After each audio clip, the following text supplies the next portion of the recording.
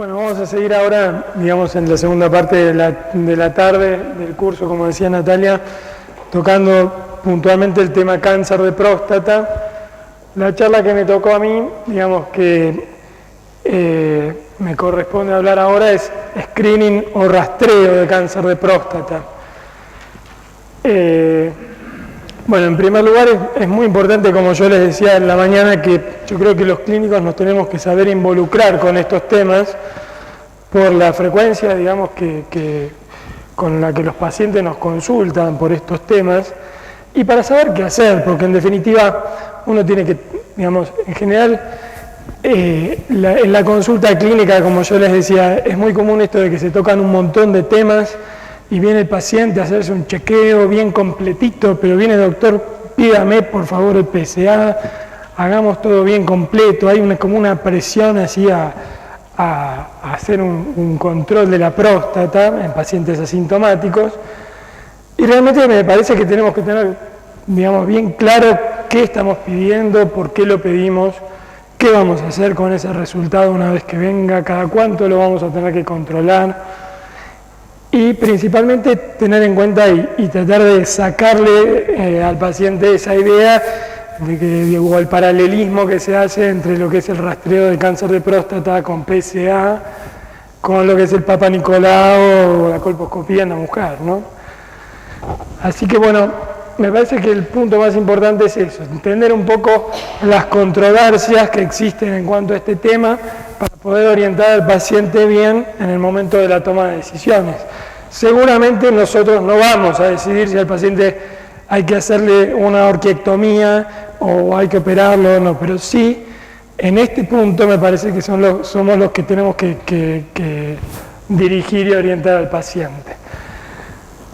Bueno, primero vamos a hacer unas pequeñas generalidades de cáncer de próstata, después el doctor Nazar va a profundizar mucho más en estos temas, pero es importante que conozcamos la epidemiología, a lo mismo, digamos, que al igual que la hiperplasia prostática, hoy en día el cáncer de próstata es el cáncer más frecuentemente diagnosticado en el hombre.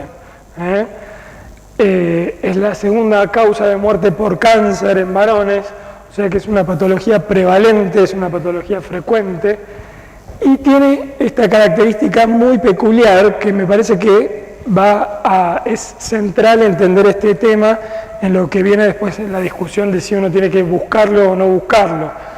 Tiene una prevalencia histológica muy elevada, es decir, que tiene una prevalencia histológica mayor de lo que es la enfermedad clínica. La incidencia de la enfermedad clínica podríamos decir que es relativamente baja.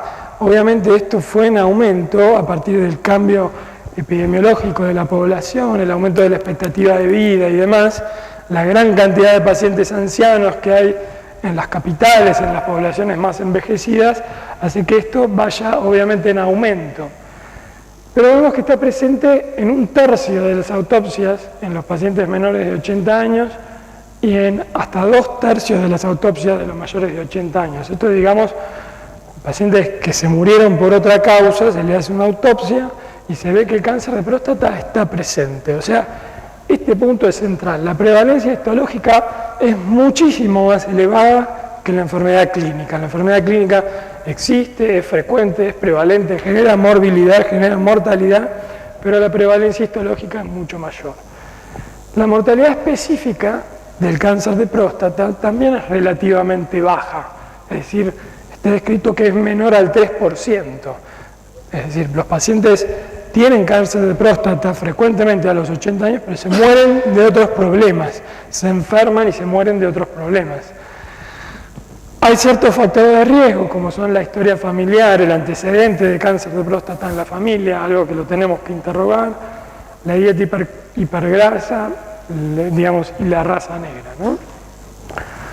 Históricamente, el cuadro clínico del cáncer de próstata era la presencia de síntomas urinarios bajos o prostatismo, digamos, con una evolución rápida y tórpida, muy diferente de lo que vivimos en la mañana de la hiperplasia, o la disfunción sexual de comienzo súbito por la invasión de los nervios pudendos, o el paciente que debutaba con dolor óseo o dolor neuropático por metástasis óseas.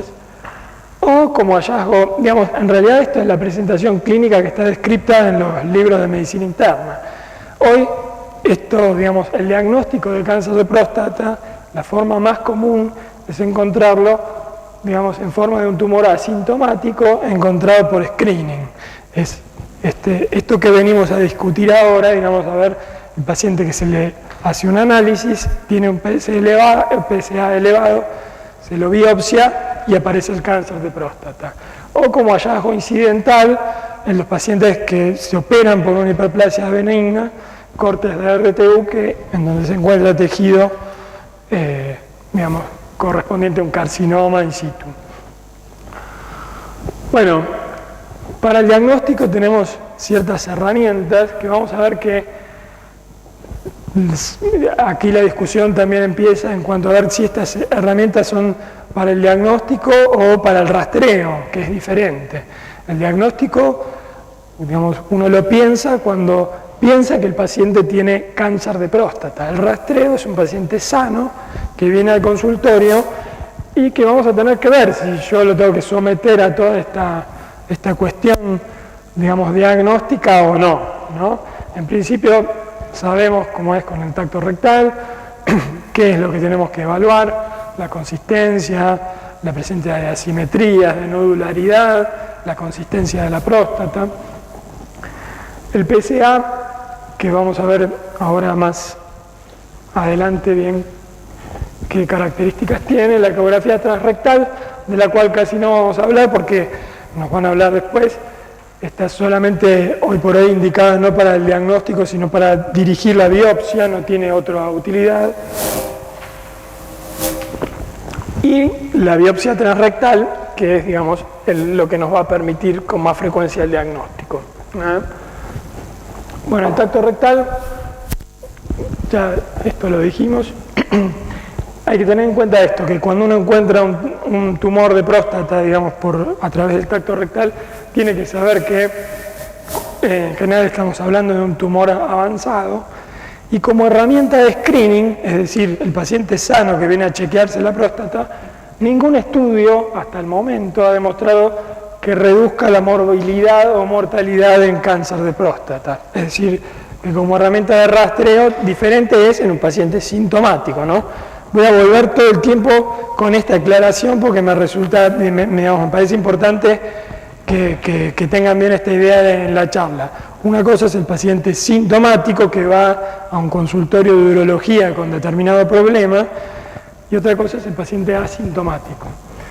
En el paciente asintomático no está demostrado que yo esté obligado a rastrear si tiene un cáncer de próstata mediante el tacto rectal. Digamos, eso no ha demostrado hasta el momento ningún beneficio. Bueno, hoy el doctor Nassar preguntó todo el día ¿qué es el PSA? ¿Qué era el PSA? Decía como, bueno, viendo un poco qué es esta discusión que vamos a tratar de tener hoy, ¿no? PSA es una glicoproteína que se produce en el epitelio de la próstata y que, como dijimos, no es específico de cáncer, sino que es específico de tejido prostático. Por lo tanto, de específico no tiene casi nada, digamos. Puede elevarse en diferentes condiciones benignas, como son las más frecuentes la hiperplasia y la prostatitis. Y es muy importante que sepan que existen muchas controversias, hay diferentes estudios, digamos, hechos en un ámbito de medicina familiar, en un ámbito de clínica médica o en revistas de urología, en donde